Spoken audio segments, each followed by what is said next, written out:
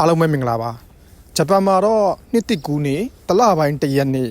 မနက်အစောပိုင်းမှာထွက်တဲ့နေ့ကိုကြည့်ကြတာများတယ်ဂျပန်လိုဟာဆိုဟီနိုဒဲလို့ခေါ်တယ်နှစ်တစ်ကူးနေမနက်စောစောမှာထွက်တဲ့နေ့ကိုဂျပန်တွေကကြည့်ကြတဲ့အလေးအထားများတယ်ဗျာဒီလိုလှုပ်ခြင်းက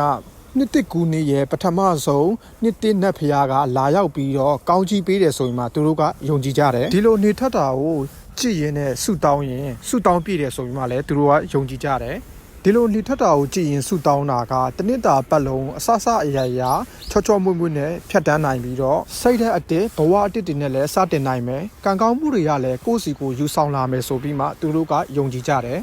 ဂျပန်မှာလည်းနေထွက်တာကနေရာဒေသပေါ်မူတည်ပြီးမှအချိန်ကကွာတယ်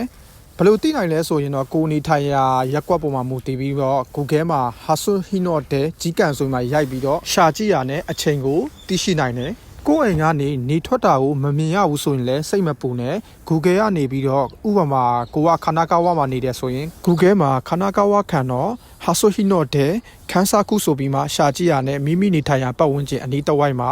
ကြည့်လို့ရမယ့်နေရာကိုသိရှိနိုင်တယ်နှစ်တစ်ကူနေတလပိုင်းတရက်နေ့မနက်စောစောမှာထွက်တဲ့နေကိုကြည်ရင်ဆူတောင်းရင်ဆူတောင်းပြည့်တယ်တနစ်တာပတ်လုံးလည်းအဆဆအရာရာချောမွေ့စွာဖြတ်တန်းနိုင်ပြီးတော့ကံကောင်းမှုတွေကလည်းကိုယ့်စီကိုယူဆောင်လာမယ်ဆိုပြီးတော့ယုံကြည်ကြတာကြောင့်မို့လို့ယနေ့ချိန်ထိဂျပန်တွေကနှစ်တစ်ကူနေမနက်ပိုင်းစောစောမှာထွက်တဲ့နေကိုကြည်ကြတဲ့အလေးထားကယနေ့ချိန်ထိရှိနေသေးပါ